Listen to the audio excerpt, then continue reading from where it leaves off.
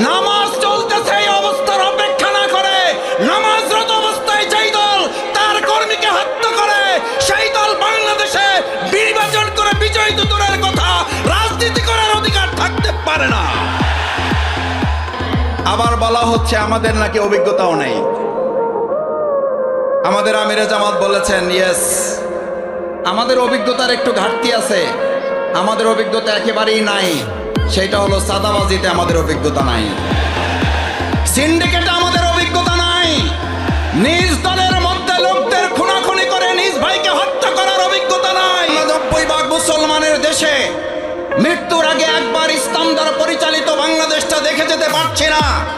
এই আফসোস, এই অন্তর্জালা নিয়ে এবার আমাদের হৃদয়ের সবটুকু আবেগ ভালোবাসা উজাড় করে শুধু ঝিকর গাছে চৌগাছায় নয়, বাংলাদেশের 56,000 বর্গ মাইলে এবার আওয়াজ তুলতে হবে জমিন চার। আউযু বিল্লাহি মিনাশ শাইতানির রাজিম।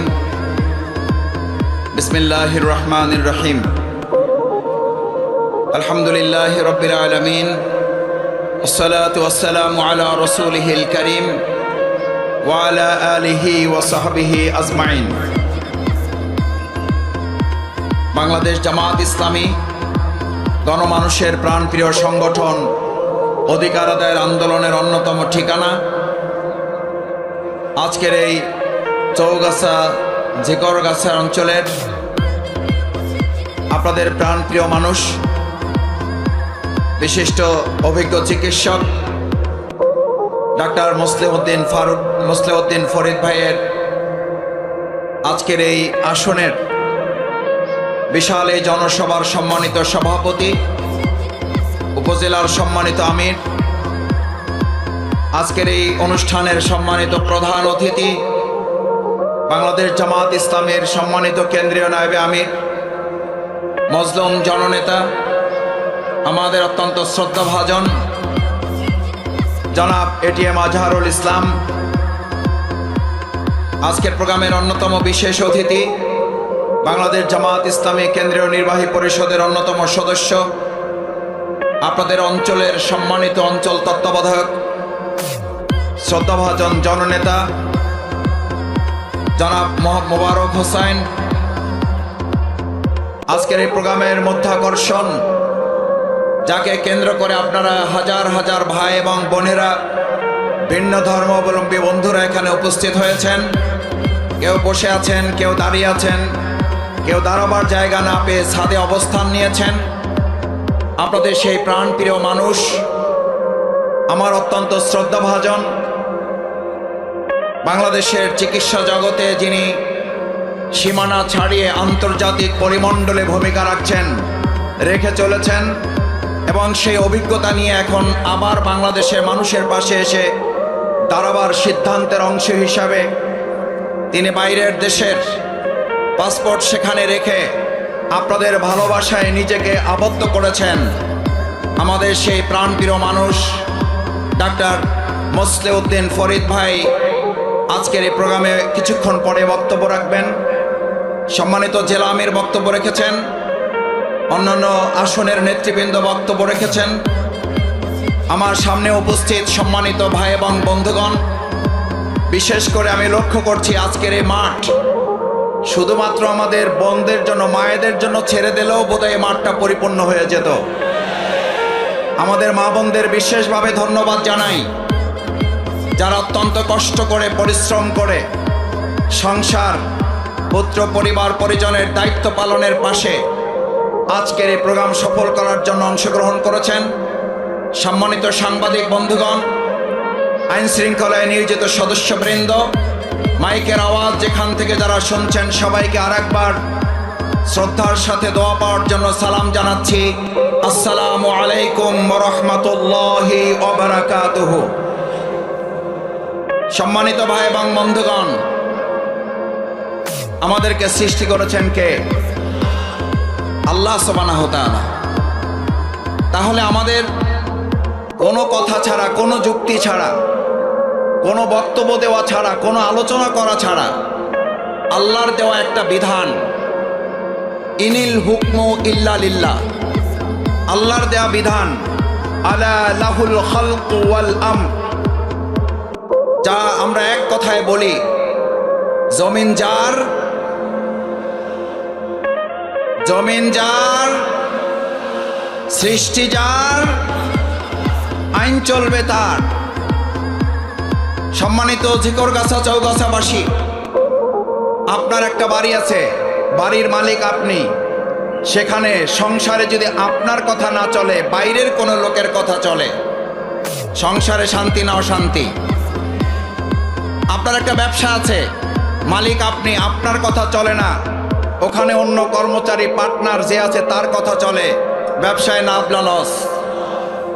আপনার একটা প্রতিষ্ঠান আছে, ওটার মালিক আপনি, আপনার কথা চলে না, ওখানে আশেপাশের লোকদের কথা শুনতে হয়, তার আলোকে ওই প্রতিষ্ঠান চালাতে হয়। প্রতিষ্ঠান সচল না অচল। বাংলাদেশ স্বাধীন হয়েছে 53 বছর রেখে, এখন 54 বছরে আমরা একের পর এক এরকম আশপাশের লোক, পার্টনার এবং অন্যদের কথা শুনে বাংলাদেশ পরিচালিত হয়েছে। শান্তির পরিবর্তে অশান্তি, সচলের পরিবর্তে অচল, সুন্দরের পরিবর্তে অসুন্দর, ন্যায়ের পরিবর্তে অন্যায়, আলোর পরিবর্তে অন্ধকার যেমন ছেয়ে গেছে, আজ আমরা একবার দেখতে চাই মানুষের দেখা বারবার শেষ, ইসলামের বাংলাদেশ। সব দেখেছি বারবার, ইসলাম এইবার।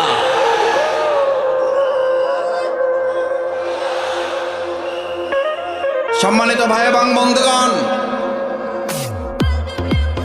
আমাদের মাঠে খেলা হয়, আপনি কাউকে এই কথা বলেন, আপনাকে অযোগ্য ঘোষণা করা হলে আপনাকে খেলতে দেওয়া ছাড়াই, এটা বিবেক সম্মত না বিবেক বর্জিত? খেলতে না দিয়ে কাউকে অযোগ্য ঘোষণা করা যাবে? আমরা যদি বাংলাদেশের সাধারণ একটা বিবেকের কাছে এই আবেদনটুকু তো করতেই পারি, আমাদের এই প্রিয় মাতৃভূমি বাংলাদেশ, 54 বছরে আমরা দলের পর দল, মতের পর মত, প্রতীকের পর প্রতীক দেখতে দেখতে আমরা ক্লান্ত, দেখতে দেখতে আমরা টায়ার্ড, আমরা পরিশ্রান্ত।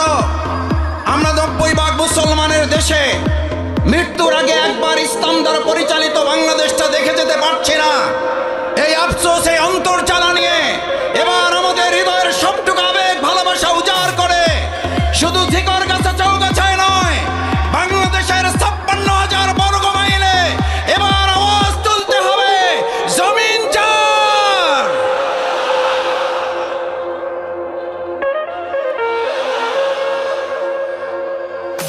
আমার ভাই এবং বন্ধুগণ, আমরা ইতিমধ্যে কারো কারো কাছ থেকে শুনতে পাই আমাদের খেলতেই দেওয়া হবে না, খেলতেই দেওয়া হয় নাই।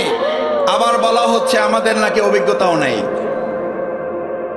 আমাদের আমিরে জামাত বলেছেন, ইয়েস, আমাদের অভিজ্ঞতার একটু ঘাটতি আছে, আমাদের অভিজ্ঞতা একেবারেই নাই। সেটা হলো চাঁদাবাজিতে আমাদের অভিজ্ঞতা নাই, সিন্ডিকেটে আমাদের অভিজ্ঞতা নাই, নিজ দলের মধ্যে লোকদের খুনাখুনি করে নিজ ভাইকে হত্যা করার অভিজ্ঞতা নাই। নামাজ চলতেছে এই অবস্থার অপেক্ষা না করে নামাজরত অবস্থায় যেই দল তার কর্মীকে হত্যা করে, সেই দল বাংলাদেশে নির্বাচন করে বিজয়ী দূরের কথা, রাজনীতি করার অধিকার থাকতে পারে না।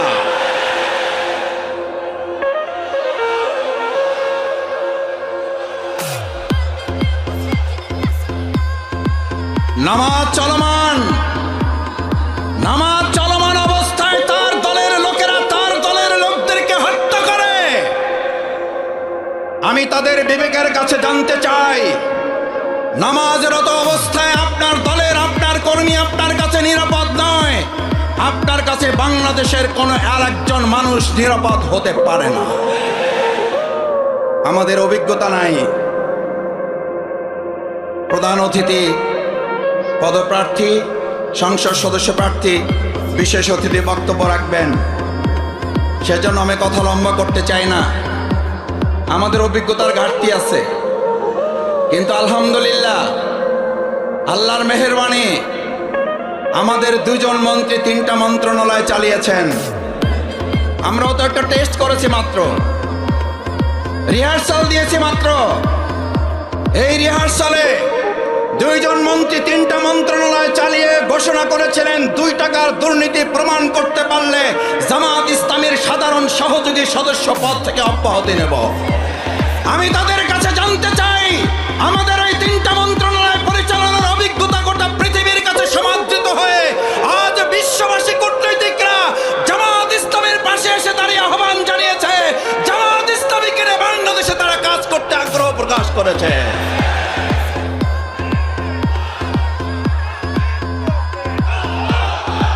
আমার ভাই এবং বন্ধুগণ, আমাদের অভিজ্ঞতা নাই। ওনারা বলতেন ভবিষ্যতে রাষ্ট্র চালাইতে হইলে আগে মিনি পার্লামেন্ট চালাই আসতে হবে। মিনি পার্লামেন্ট চালান, তারপরে মানুষ বিবেচনা করবে আপনারা ফুল পার্লামেন্ট চালাইতে পারেন কিনা। মিনি পার্লামেন্ট ঢাকা বিশ্ববিদ্যালয় সংসদ, মিনি পার্লামেন্ট চট্টগ্রাম বিশ্ববিদ্যালয় ছাত্র সংসদ, মিনি পার্লামেন্ট রাজশাহী বিশ্ববিদ্যালয় ছাত্র সংসদ, মিনি পার্লামেন্ট জাহাঙ্গীরনগর বিশ্ববিদ্যালয় ছাত্র সংসদ। আজ তাদের কথা দিয়ে তাদেরকে জিজ্ঞেস করতে চাই, মিনি পার্লামেন্ট যখন হয় তখন আপনারা বলেছিলেন ওখানে তো আমাদের ছাড়া কাকে ভোট দেবে, দেওয়ার তো কেউ নাই। নাই যেখানে বলেছেন, আলহামদুলিল্লাহ আল্লাহ রাব্বুল আলামিন তার অশেষ মেহেরবানি দিয়ে ফুল পার্লামেন্ট 4টা বিশ্ববিদ্যালয় আমাদেরকে আল্লাহ দান করলেন। শুধু দানই করেন নাই, বাংলাদেশে মডেল বিশ্ববিদ্যালয় পরিচালনার ছাত্র সংসদ ছাত্র শিবির উপস্থাপন করে দেখিয়েছে বাংলাদেশ জামাত ইসলামী ভবিষ্যতে মডেল বাংলাদেশ উপহার দিতে পারবে।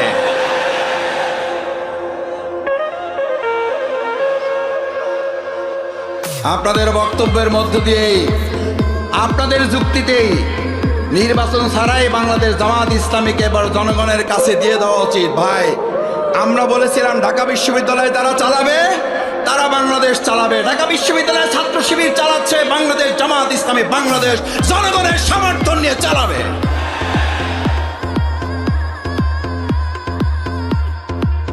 আমরা শুনলাম ওই জামাত ইসলামী হুজুর, ওনাদের টুপি আছে, দাড়ি আছে, ওনাদের জানাজায় ভালো মানায়, মিলাদ শরীফে ভালো মানায়, নবজাতকের কানে আজান দেওয়া ভালো মানায়।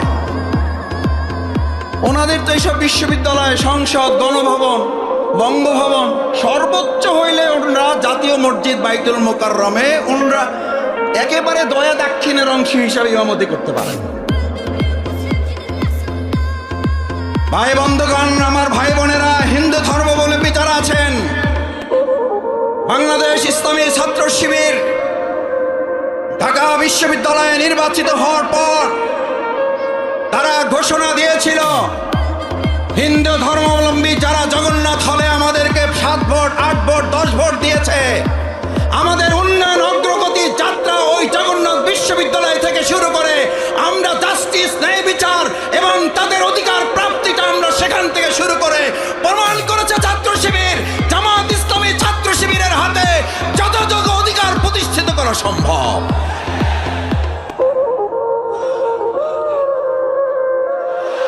সম্মানিত ভাই এবং বন্ধুগণ, ঢাকা বিশ্ববিদ্যালয়ে ছাত্র সংসদ নির্বাচিত হওয়ার পর বলা হলো ওই আমরা জানাজা, আমরা মিলাদ শরীফ, আমরা নবজাতকের কানে আজান দেওয়া পর্যন্ত আমাদের দায়িত্ব শেষ। ওনারা নির্বাচিত হয়েছে, চালাইতে পারবে না। ছাত্র ভালো, পাশ করতে পারবে না, পাশ করলেও চাকরি পাবে না, চাকরি পাইলেও বেতন পাবে না, বেতন পাইলেও বরকত হবে না, বরকত হইলেও সংসার চলবে না। যুক্তির আর কোনো শেষ নাই। বললো ভোটই দিতে পারবে না, আমাদের ছাড়া ভোট দেবে কারে? পাশ করলো, বললো পাশ করে টিকতে পারবে না, বলে টিকতে পারবে, কাজ করতে পারবে না, বলে কাজ করতে পারবে, সামনে আগাইতে পারবে না। আমাদের মিনি পার্লামেন্টে আমরা দেখিয়েছি সিন্ডিকেট, মাদক, গণরুম, ভয়ের রাজনীতি এবং সেখানে মেধার পরিবর্তে সন্ত্রাসের ঝনঝনানির পরিবর্তে আজ ঢাকা বিশ্ববিদ্যালয় একটা টু শব্দ পর্যন্ত সেখানে সংগঠিত না হওয়া, রাজশাহী বিশ্ববিদ্যালয় একটা বিজয় মিছিলে কোনো ঝামেলা না হওয়া, আমাদের চট্টগ্রাম বিশ্ববিদ্যালয় বিজয় মিছিলের পরিবর্তে কান্নার রোল পড়ে যাওয়া,